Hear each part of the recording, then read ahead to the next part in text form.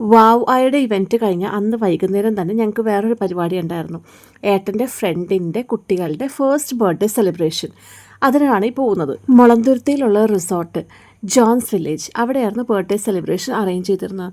പറയാനായിട്ട് ഞങ്ങളുടെ വീടിൻ്റെ അടുത്താണെങ്കിലും ഇങ്ങനെ ഒരു അടിപൊളി സ്ഥലം വീടിൻ്റെ അടുത്തുണ്ടെന്നുള്ള കാര്യം ഞങ്ങൾക്ക് അറിയില്ലായിരുന്നു. ഇപ്പോൾ എത്തിയപ്പോഴാണ് അറിയുന്നത്. അപ്പം മെയിൻ റോട്ടിൽ നിന്ന് നമ്മൾ ഒരു കയറ്റം കയറിയിട്ട് വേണം മുകളിലേക്ക് റിസോർട്ടിൻ്റെ അവിടെ എത്താനായിട്ട്. റിസോർട്ടിനെ കുറിച്ച് പറയാനാണെങ്കിൽ ഒരു രക്ഷയില്ല കേട്ടോ. അടിപൊളി സ്ഥലമാണ്.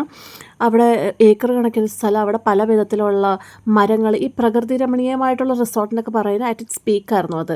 നമ്മൾ സ്റ്റേക്കൊക്കെ വരുവാണെങ്കിൽ പറ്റിയ സ്ഥലമാണ് കേട്ടോ. ഇഷ്ടം പോലെ മരങ്ങൾ, ഏക്കർ കണക്കിന് സ്ഥലം, ഫിഷ് പോണ്ട്, സ്വിമ്മിംഗ് പൂൾ, അങ്ങനെ വാട്ട് നോട്ട് കുറേ കാര്യങ്ങളുണ്ട്. ഇപ്പോൾ ഇപ്പോൾ റിസോർട്ടിന് പരസ്യമാവുന്ന പോലെ ഉണ്ടല്ലേ. അപ്പോൾ പോയത് എന്തായാലും നമ്മൾ ഏട്ടൻ്റെ ഫ്രണ്ടിൻ്റെ കുട്ടികളുടെ ബർത്ത്ഡേക്കാണ്. കുട്ടികൾ എന്ന് പറയുമ്പോൾ ട്വിൻ ബോയ്സ് ആണ്, നല്ല സ്വീറ്റ് ലവ്ലി ആയിട്ടുള്ള ട്വിൻ ബോയ്സ്. അവരുടെ ഫസ്റ്റ് ബർത്ത്ഡേക്ക് വേണ്ടിയിട്ടാണ് പോയത്. ഇപ്പോഴത്തെ കുട്ടികളുടെയൊക്കെ ഓരോ ബർത്ത്ഡേയും ഭയങ്കര ഗ്രാൻഡായിട്ട് വിപുലമായിട്ടൊക്കെയല്ലേ ആഘോഷിക്കുന്നത്. എൻ്റെ ബർത്ത്ഡേക്ക് ഭയങ്കര സിമ്പിളായിരുന്നു. അമ്മ ഒരു കേക്ക് ഉണ്ടാക്കും, പായസം വെച്ചു, അങ്ങനെയൊക്കെയായിരുന്നു. ഭയങ്കര സിമ്പിൾ. പണ്ട് എനിക്ക് തോന്നുന്നു എല്ലാവരുടെയും ബർത്ത്ഡേ അങ്ങനെയൊക്കെ തന്നെയായിരുന്നു. പിന്നെ കൂടുതലും നാളാണ് എല്ലാവരും ആഘോഷിച്ചിരുന്നത്. എൻ്റെയൊക്കെ പണ്ടും ഡേറ്റാണ്, ഇന്നും ഡേറ്റ് തന്നെയാണ്. നന്ദുവിൻ്റെ ബർത്ത്ഡേ ഇതുപോലെ ഞങ്ങളൊരു ഹോളൊക്കെ ബുക്ക് ചെയ്തിട്ടാണ് ആഘോഷിച്ചത്.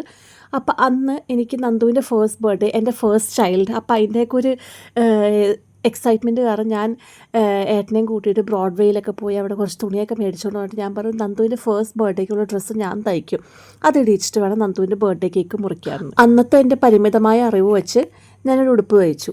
പക്ഷേ നമ്മുടെ കുർത്തിയോ ബ്ലൗസോ തയ്ക്കുന്ന പോലെ അല്ലല്ലോ കുട്ടികളുടെ ഉടുപ്പ് തയ്ക്കുന്നത്. It's entirely different. ആ ഒരു സ്റ്റിച്ചിങ് രീതി തന്നെ വളരെ വ്യത്യാസമാണ്. അതെനിക്കറിയില്ലായിരുന്നു. പക്ഷേ എന്നിട്ടും ഞാൻ ഉടുപ്പ് തയ്ച്ചു. ആ ഉടുപ്പ് തയ്ച്ചിട്ട് ആ ഉടുപ്പ് ഇടിയിച്ചുകൊണ്ട് തന്നെയാണ് നന്ദുവിൻ്റെ ഫസ്റ്റ് ബർത്ത്ഡേയുടെ കേക്ക് നന്ദുവിനെ കൊണ്ട് മുറിപ്പിച്ചത്. ഫസ്റ്റ് ബർത്ത്ഡേ പോലെ ഹോള് ബുക്ക് ചെയ്തിട്ടല്ല എങ്കിലും പിന്നീട് അങ്ങോട്ടുള്ള നന്ദുവിൻ്റെ ഓരോ ബർത്ത്ഡേസും നമ്മൾ നല്ല രീതിക്ക് തന്നെ വിപുലമായിട്ട് തന്നെയാണ് ആഘോഷിച്ചേക്കുന്നത്. ഹോള് ബുക്ക് ചെയ്യുക, എല്ലാവരും വിളിക്കുക, അങ്ങനെയൊന്നും അല്ല എങ്കിലും ഉള്ള രീതിയിൽ നമ്മൾ നല്ല അടിപൊളിയായിട്ട് തന്നെയാണ് ആഘോഷിച്ചേക്കുന്നത്. പക്ഷേ when it came to Paru ഒരു കൊറോണ ബേബി ആയിരുന്നു. അപ്പോൾ അവിടെ തുടങ്ങി ഓരോ റെസ്ട്രിക്ഷൻസ്. ഞാൻ പാറുവിനെ പ്രഗ്നൻ്റ് ആയി 2 മാസം കഴിഞ്ഞപ്പോഴത്തേക്കും തന്നെ കൊറോണയായി, ലോക്ക്ഡൗൺ ആയി, ഷട്ട് ഡൗൺ ആയി. പിന്നെ അങ്ങോട്ട് തുടങ്ങുകയായിരുന്നു റെസ്ട്രിക്ഷൻസിൻ്റെ ഒരു നീണ്ട നിര. ഹോസ്പിറ്റൽസിൽ നിന്ന് മര്യാദയ്ക്ക് ഡോക്ടേഴ്സ് പോലും ഉണ്ടായിരുന്നില്ല.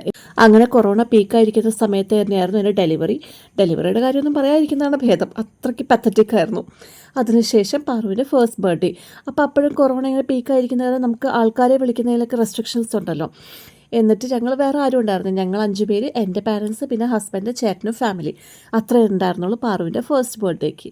ഓരോ ബർത്ത്ഡേ എന്ന് പറയുമ്പോഴത്തേക്കും നമുക്ക് ഓരോ വർഷം പ്രായം കൂടിക്കൊണ്ടിരിക്കുകയാണെങ്കിലും ബർത്ത്ഡേസ് എപ്പോഴും നല്ല ഓർമ്മകൾ തന്നെയാണല്ലേ. നിങ്ങളുടെ ഓർമ്മകൾ ഇതുപോലെ ഒന്ന് പങ്കുവയ്ക്കാവോ?